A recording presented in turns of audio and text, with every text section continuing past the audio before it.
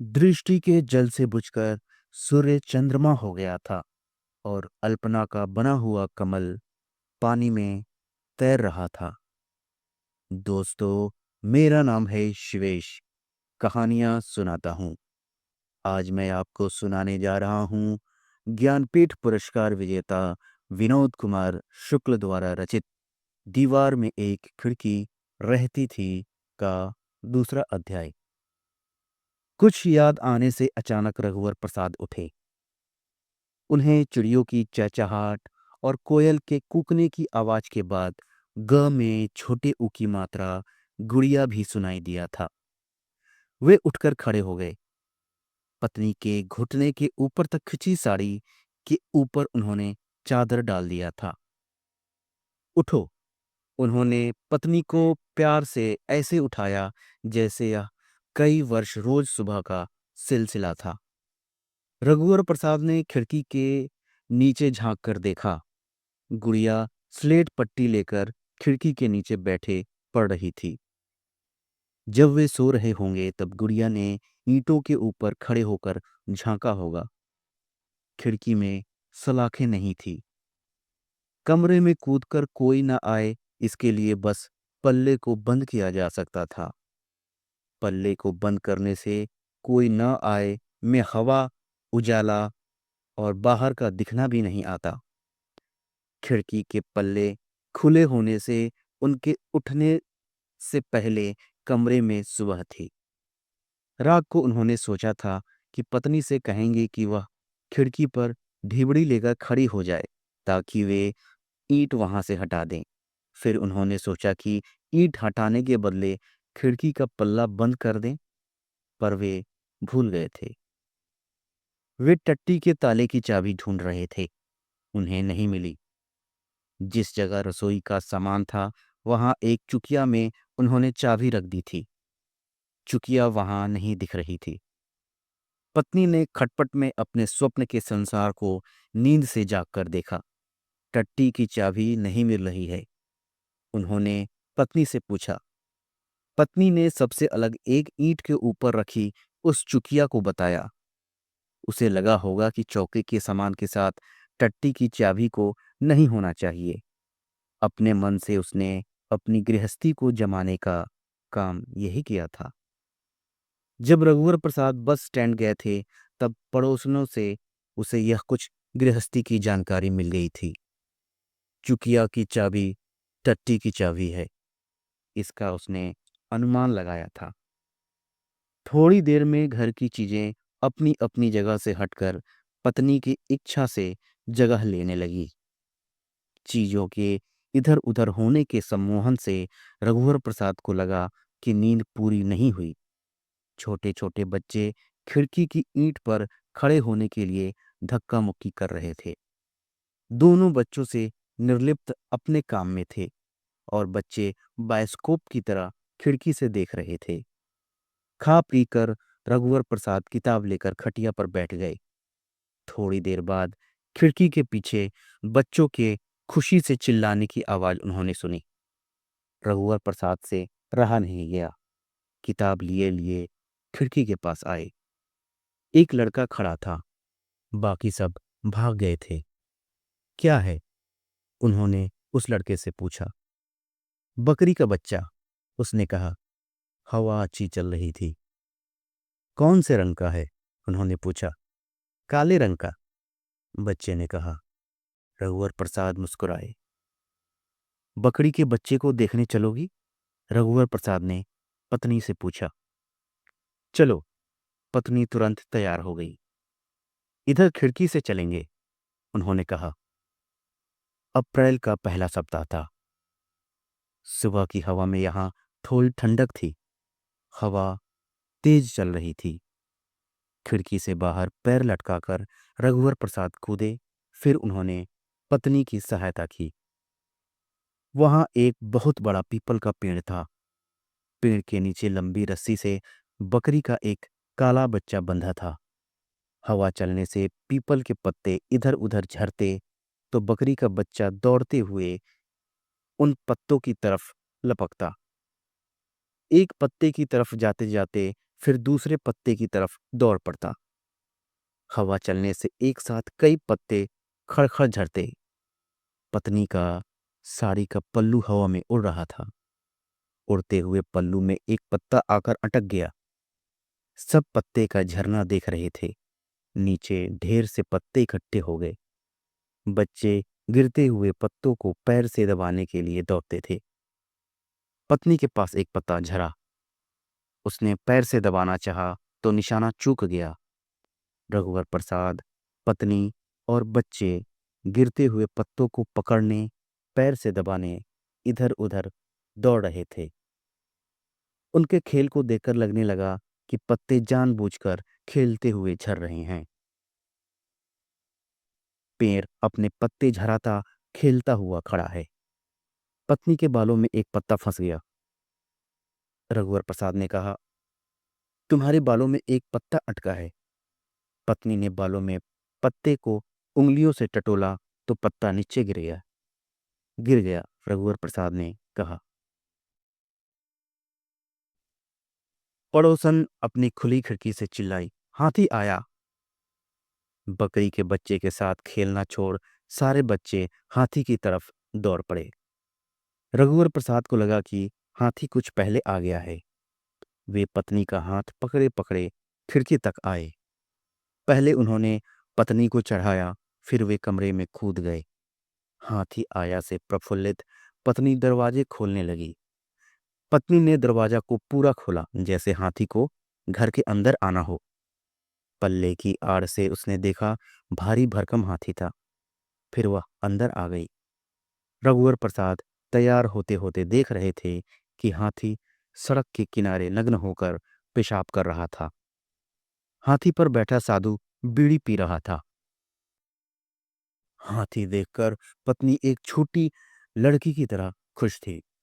रघुवर प्रसाद आज साधु से कहना चाहते होंगे, हाथी पर बैठ कर जाना अच्छा नहीं लग रहा है, मैं टेम्पो से चला जाऊंगा। तब साधु कहेगा, मैं आपको टेम्पो स्टैंड से देख रहा था, आप आए नहीं तो आपको लेने घर आ गया। आज देर हो गई, रघुवर प्रसाद कहेंगे। टेम्पो देखने में और देर होगी, हाथी से चले चलिए, हाथी को तेज ले चलेंगे। अच्छा, कहकर रघुवर प्रसाद हाथी पर बैठने के लिए तैयार होंगे। कंधे से लटकने वाले झोले में 3 किताबें थी। पत्नी से जाते जाते उन्होंने कहा, मैं जल्दी आ जाऊंगा, जाने का मन नहीं हो रहा।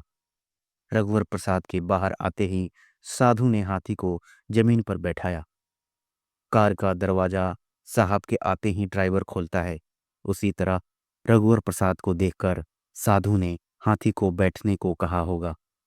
हाथी का बैठना कार का दरवाजा खुलने जैसा था। हाथी रघुवर प्रसाद को देखकर नहीं बैठा होगा। बार बार ऐसा होने पर रघुवर प्रसाद को देखकर हाथी के बैठने की आदत हो जाए। पत्नी समझी थी कि हाथी रघुवर प्रसाद को देखकर बैठा है। वह रघुवर प्रसाद को हाथी पर चढ़ते हुए देख रही थी और सुखी थी। झोला अगर लटकाने वाला नहीं होता तो कठिनाई होती। चपरासी का छत्ता लौटाने की उन्हें याद नहीं थी। चले? साधु ने पूछा। चलो, रघुवर प्रसाद ने कहा। अब की बार उन्होंने हाथी पर बैठे पत्नी को पड़ोस की औरतों और बच्चों के साथ खड़े देखा। रघुवर प्रसाद को जाते हुए पत्नी कुछ देर तक देखती रही, फिर घर का काम करने अंदर चली गई। हाथी पर बैठे रघुवर प्रसाद ने देखा कि एक साइकिल हाथी से आगे निकल गई।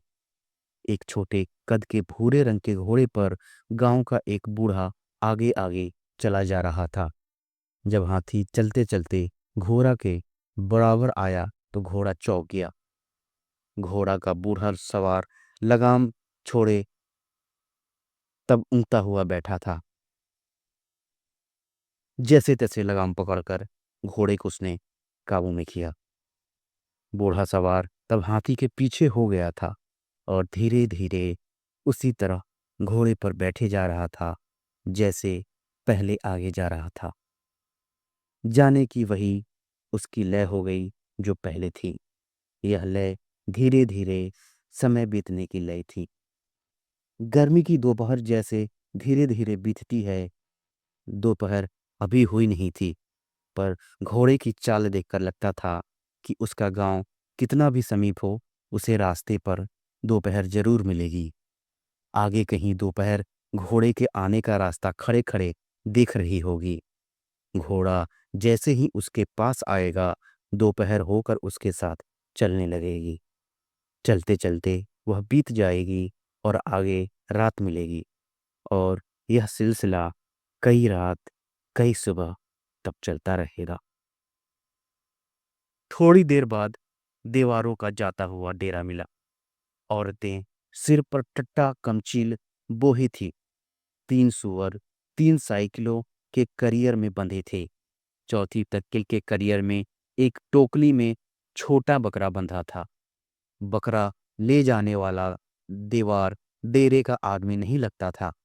सभी साइकिलों को पैदल ले जाया जा रहा था।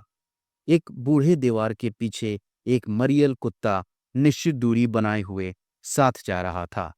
यह कुत्ता बंधा नहीं था, पर अदृश्य रस्सी से बंधा जा रहा था। अदृश्य रस्सी पालतू होने की नियति है। दूसरा कुत्ता, जो सचमुच रस्सी से बंधा हुआ था, हाथी के पास पहुंचते ही भौंकने लगा। मरियल कुत्ता भी डरा डरा भौंकने लगा। थोड़ा आगे जाने पर एक ठेले पर जाती हुई नाव मिली। नाव एक तालाब से दूसरे तालाब की ओर जा रही होगी। नाव से टिका हुआ ठेले पर एक बच्चा सो रहा था।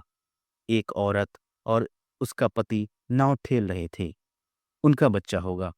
नाव सीधी रखी थी, उसे बांधा गया था। फिर भी हाथी के ऊपर से देखने पर लगता था कि नाव तैरते तैरते छूट रही है, और हाथी भी ऊपर नीचे होता हुआ हिचकोले खाता आगे बढ़ रहा है। नाव के साथ साथ चलने में कुछ समय तक चलना तैरने के समान लगता होगा। सड़क पर चलने पर डूबने का डर कतई नहीं लगेगा, यह निश्चित था। पर हाथी के ऊपर बैठे हुए रघुवर प्रसाद को नीचे गिर जाने का डर था। स्कूल का हॉर्न सुनकर रघुवर प्रसाद ने देखा कि विभागाध्यक्ष साइकिलों के बीच से होकर हाथी से आगे निकलना चाहते हैं। एक सूअर बुरी तरह चीखा। विभागाध्यक्ष का ध्यान सूअर के चीखने से बट गया, नहीं तो वे रघुवर प्रसाद के नमस्ते को देखते, जो उनके लिए था। एक ट्रक आ रहा था। ट्रक में रेत भरी थी। नदी की चमकीली रेत थी।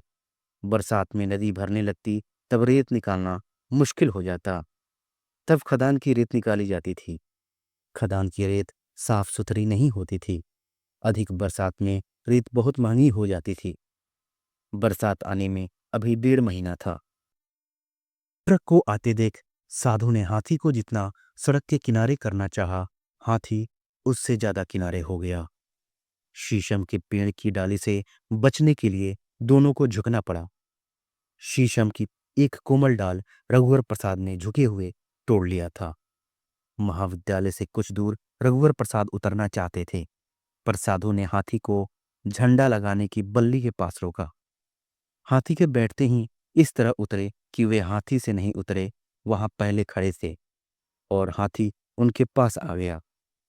शीशम की डाल उनके पास थी। डाल में छोटी छोटी कली लगी थी। विभागाध्यक्ष थोड़ी देर पहले आकर बैठे थे। शीशम की डाल? उन्होंने पूछा। जी हाँ। शीशम में फूल आ गए हैं? हाँ, आम में बौर बहुत आए।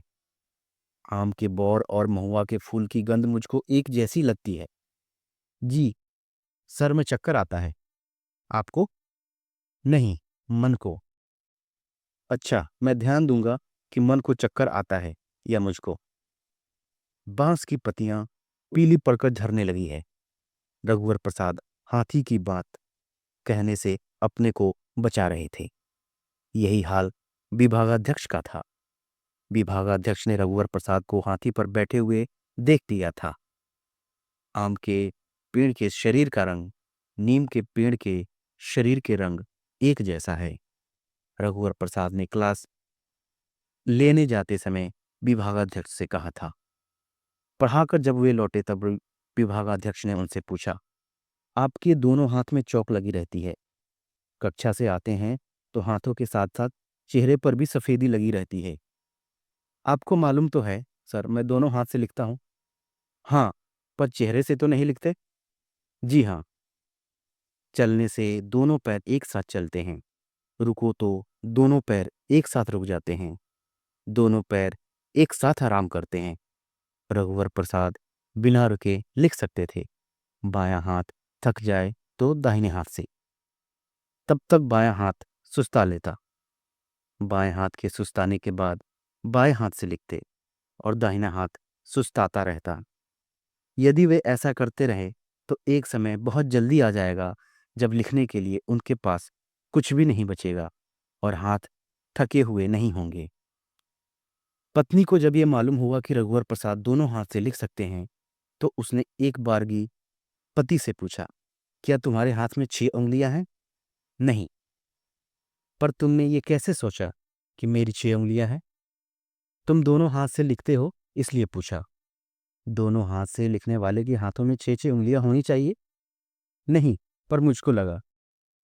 पत्नी ने रघुवर प्रसाद की दोनों हथेलियों को अपने गाल पर रखते हुए कहा। मेरी पैर की उंगलियों को देखो, पत्नी ने कहा। क्या 6 उंगलियां हैं? देखो तो।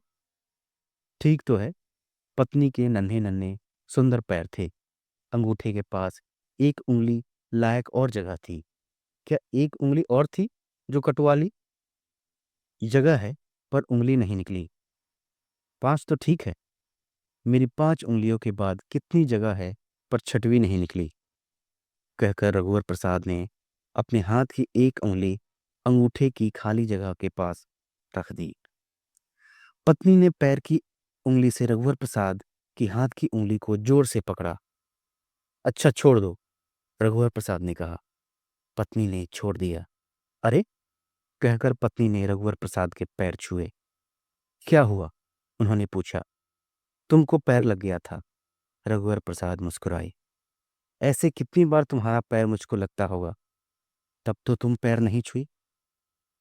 कई दिन बाद भी एक बार पैर छू लो तो पहले का हिसाब पूरा हो जाता है, शर्मा कर पत्नी ने कहा। क्या तुमको मालूम है जामुन में भी फूल आते हैं? रघुवर प्रसाद ने पूछा। हाँ, मुझको मालूम नहीं था। मैं सोचता था जामुन में सीधे फल लगते हैं। क्या तुमने इस साल जामुन के फूल को देखा है? हाँ, तुम्हारे आने के 2-3 दिन पहले। अब छोटे छोटे फल आ गए हैं। मैं नहीं देखी। किसी पेड़ पर ढूंढकर देखेंगे, शायद अभी फूल फल नहीं बने हों। जामुन के सीधे फल पर ध्यान जाता है, फूल पर नहीं। परीक्षा में स्याही या पेन बदलते समय निरीक्षक से अनुमति लेनी पड़ती थी। यह कड़ा नियम था। तब निरीक्षक को उत्तर पुस्तिका में लिखना पड़ता था कि स्याही या पेन बदलने की अनुमति दी गई है। परीक्षार्थी बाएं हाथ से लिखे या दाहिने हाथ से, इसकी स्वतंत्रता थी।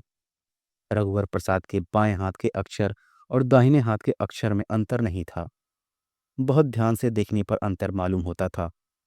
यह अंतर उसी तरह था जैसे गणेश जी की फोटो को बाईं तरफ से देखो या फिर दाहिनी तरफ से जाकर देखो, या किसी रखी कुर्सी को बाईं तरफ से देखो या दाहिनी तरफ से, कुर्सी में अंतर नहीं होता था। रघुवर प्रसाद जब पढ़ते थे तब उनको परीक्षा के समय हाथ बदलने की अनुमति लेनी पड़ती थी। तब वे खड़े हो जाते होंगे।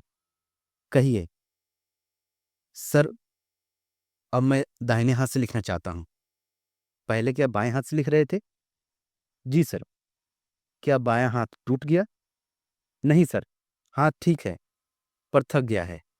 निरीक्षक को कुछ समझ में नहीं आया होगा। आप दाहिने हाथ से भी लिख सकते हैं? जी सर। अधिक बात करने से परीक्षा का समय जाया होता है, इसलिए वहां उनसे अधिक बहस नहीं की थी। अभी आप कुछ देर बाएं हाथ से लिखिए, मैं मुख्य निरीक्षक से पूछकर बताता हूं, कहकर वे साथी निरीक्षक से अनुमति लेकर मुख्य निरीक्षक के पास जाएंगे। एक परीक्षार्थी बाएं हाथ से लिखते लिखते अब दाहिने हाथ से लिखने की अनुमति मांग रहा है। अनुमति दे दें। बाएं हाथ से लिखते लिखते दाहिने हाथ से क्यों लिखना चाहता है? कहता है बाएं हाथ थक गया है, इसलिए दाहिने हाथ से लिखेगा। जो दाहिने हाथ से लिखते हैं वे तो दाहिने हाथ से ही लिखते रहते हैं। हाथ थक जाता है तब भी दाहिने हाथ से ही लिखते रहते हैं।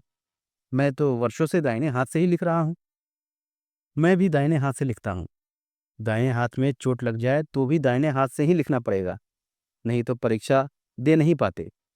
बाएं हाथ के बाद दाहिने हाथ से कैसे लिखा जा सकता है? जिनके हाथ नहीं होते वे पैर से लिख लेते हैं। हाथ से लिखने और पैर से लिखने में यह पहचान में आता होगा कि सर, यह हाथ से लिखा है और यह पैर से। जैसे हाथ पहचान में आ जाता है कि हाथ है और पैर पहचान में आ जाता है कि पैर है। मुंह से ब्रश पकड़कर चित्र बनाने के बारे में मैंने पढ़ा हूं। मुंह से बनाई कोई झोपड़ी हो तो झोपड़ी देखकर यह कैसे पता चलेगा यह मुंह से बनी झोपड़ी है और यह हाथ से? शायद मुंह से अच्छी ना बनती हो, हाथ से भी खराब बनती है।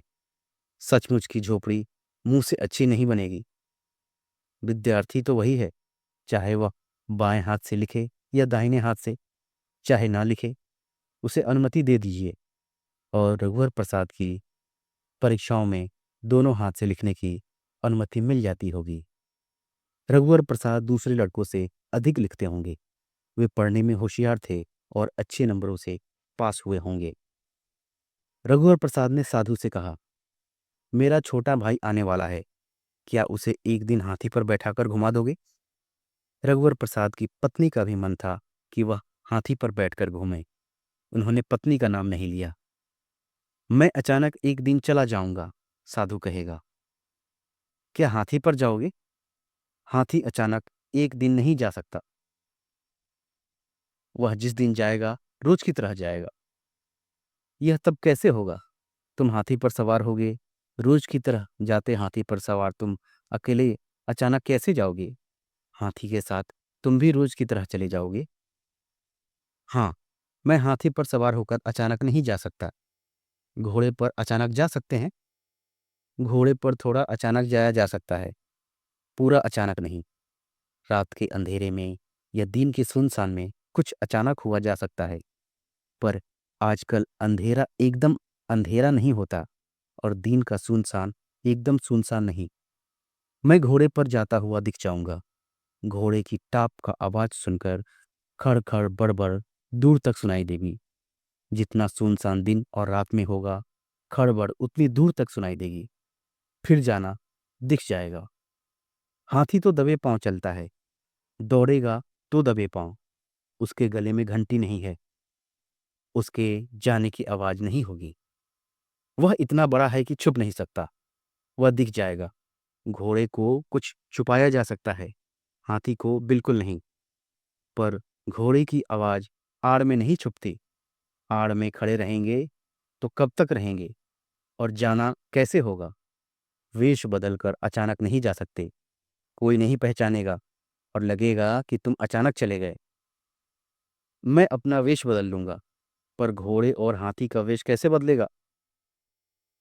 हाँ, घोड़े का वेश नहीं बदल सकते, हाथी का भी नहीं। आदमी दाढ़ी मूछ मुड़ाकर बदल जाएगा, कपड़े बदल लेता है तो वेश बदल जाता है। युवा बूढ़ा हो सकता है, लंगड़ा लूला अंधा बनकर वेश बदल सकते हैं।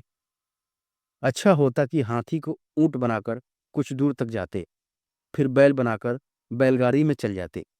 हाथी को बहुत छोटा जानवर बनाकर झोला के अंदर रखकर रेलगाड़ी बस से अचानक चले जाते। घने जंगल में वे छुप सकते हैं। हाँ, पर मुझे छुपकर बनारस जाना है तो मैं जंगल में हाथी समेत छुप जाऊंगा। जंगल में बनारस की तरफ चलता रहूंगा। जंगल तो थोड़ी दूर इतना बड़ा है, बनारस तक इतना बड़ा नहीं।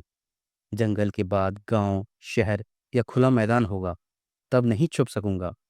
जंगल में छुपकर बनारस जाने का एक ही तरीका है कि जंगल भी साथ साथ बनारस चले और जंगल के हाथी चलते रहें।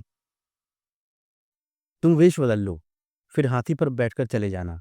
लोग सोचेंगे कि हाथी पर कोई दूसरा चला गया। पत्नी खाना बनाने की तैयारी कर रही थी।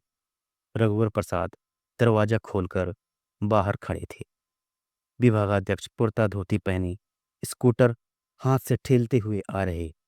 यह देखकर रघुवर प्रसाद उनके पास गए। क्या हुआ सर? चालू करते करते थक गया। चालू नहीं हुई। आगे मिस्त्री की दुकान है? हाँ है ना। आइए पहले चाय पी लीजिए। चाय नहीं, पानी पीऊंगा। अच्छा आइए।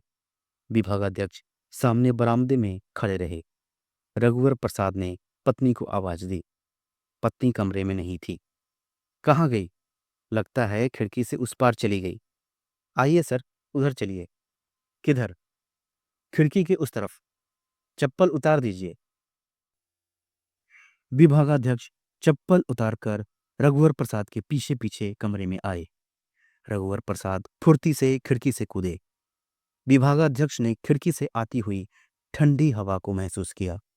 जंगली फूलों की गंध आती है। विभागाध्यक्ष जैसे ही नीचे उतरे, चिड़ियों के कलरव को उन्होंने सुना। आकाश साफ था। सूर्य था, पर इतनी गर्मी नहीं थी। दोनों नंगे पैर थे। पगडंडी थी।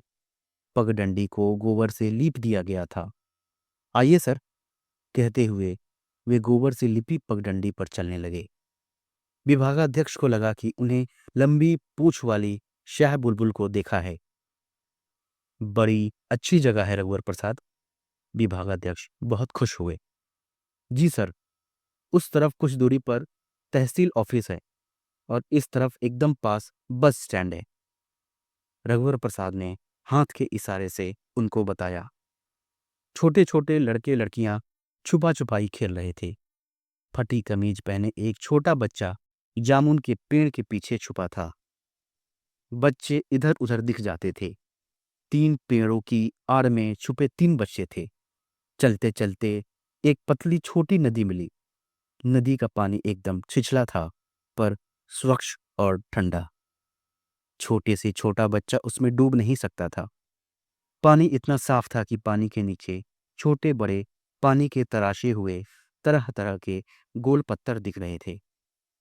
आप पानी पीना चाहें तो यहां से पी ले, साफ पानी है। नदी में एक बहुत छोटी बच्ची केवल चड्डी पहने खड़ी थी। उसके हाथ में एक पत्थर था। विभागाध्यक्ष पानी पीने उतरे। तेज बहते ठंडे पानी का स्पर्श पैरों को हुआ। वे अघा गए।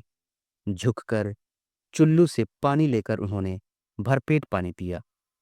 एक आम का पेड़ जिसमें बौर पहले आ गई थी, उसकी डालियों की फुंदियों में गुच्छे गुच्छे में आम लटके हुए थे। उस पेड़ के नीचे पत्नी आम बीन रही थी और आंचल में रखती जा रही थी। क्या कर रही हो? चटनी के लिए आम बीन रही थी। विभागाध्यक्ष आए हैं। तब तक विभागाध्यक्ष पानी पीकर उनके पास आ गए थे। आंचल में रखे आमों को कमर में खोसकर उसने विभागाध्यक्ष की नमस्कार किया। विभागाध्यक्ष ने मन में सोचा, रघुवर प्रसाद की पत्नी कितनी सुंदर है। तुम जाकर खाना बनाओ। हम लोग चाय यहाँ बूढ़ी अम्मा के दुकान से पी लेते हैं। आइए सर। रघुवर प्रसाद दूसरी पगडंडी की तरफ बढ़ गए। यह पगडंडी भी गोबर से लिपी थी। पगडंडी में कहीं कहीं गोबर की पपड़ी के नीचे से हरी दूब के गुच्छे निकल आए थे। ये दूब के गुच्छे पूरी पगडंडी पर पैर रखने के लिए हरे मलमल के टुकड़े की तरह लग रहे थे। इस तरह हवा में गीलापन है। पगडंडी के बाईं तरफ पगडंडी के साथ साथ चट्टानें थीं। इन्हीं चट्टानों के बीच से ऊपर से कहीं पानी फूटकर बह रहा था। इसकी तेज आवाज आ रही थी। आगे एक बरगद के पेड़ की छाया के नीचे 4 बल्ली गाड़कर बांस की छप्पर पर बोरा डाल दिया गया था। बरगद में छोटे छोटे लाल फल लगे थे। जमीन पर फल बिखरे पड़े थे। एक बड़ा काले मुंह का बंदर पेड़ पर बैठा हुआ चुन चुनकर बरगद के फल खा रहा था। जब ये लोग चाय की दुकान पर पहुंचे तो कोने में छुपा हुआ काले मुंह का एक बड़ा बंदर विभागाध्यक्ष के पास से अपनी लंबी पूंछ उठाए तेजी से निकला और भागता हुआ बरगद के पेड़ पर चढ़ गया। छोटी सी चाय की दुकान थी। चूल्हे पर चाय बनती थी। बूढ़ी अम्मा चावल पछोर रही थी। बूढ़ी अम्मा, चाय बना दो। सामने बड़े बड़े पत्थर रखे थे। उसी पत्थर पर दोनों बैठ गए। बूढ़ी अम्मा ने चूल्हे में लकड़ी छेना डालकर आग को परचाया और एक छोटी अल्मुनियम की पतली में चंबू से पानी डालकर चूल्हे पर चढ़ाया। बूढ़ी अम्मा काले रंग की थी। पूरे सफेद बाल थे। चेहरा गहरी झुर्रियों से भरा था। झुर्रियां लकीरों जैसी थी। 2 कप बसी में अम्मा ने चाय दी। 1 कप की डंडी टूटी थी। इस टूटे कप को रघुवर प्रसाद ने अपने लिए रखा। चाय में धुआं धुआं गंध थी, पर चाय अच्छी थी। विभागाध्यक्ष को चाय बहुत अच्छी लगी। रघुवर प्रसाद की खिड़की के नीचे 3 पगडंडियां आकर मिली थी। खिड़की से कमरे के अंदर पहले रघुवर प्रसाद घुसे, इसके बाद विभागाध्यक्ष। विभागाध्यक्ष पलटकर खिड़की से सिर निकालकर गहरी सांस खींचे और कमरे के अंदर खो गए। बड़ी सुंदर जगह है रघुवर प्रसाद। यह जगह मुझे मालूम नहीं थी। जी सर, मैं नहीं जानता था।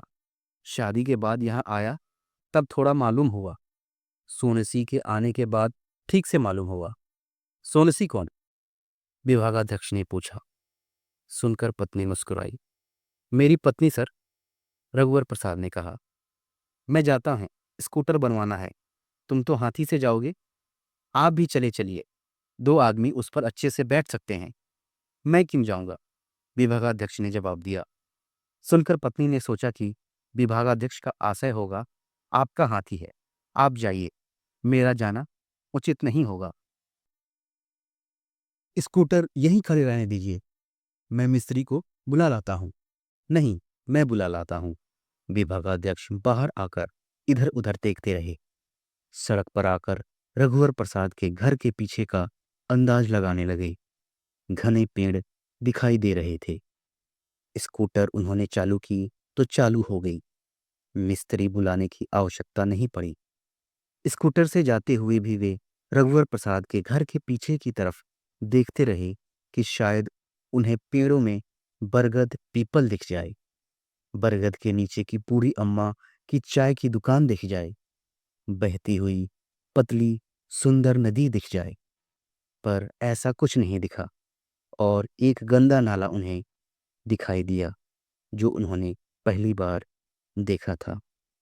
उन्होंने सोचा कि आज शाम पत्नी बच्चों के साथ इस तरफ आएंगे।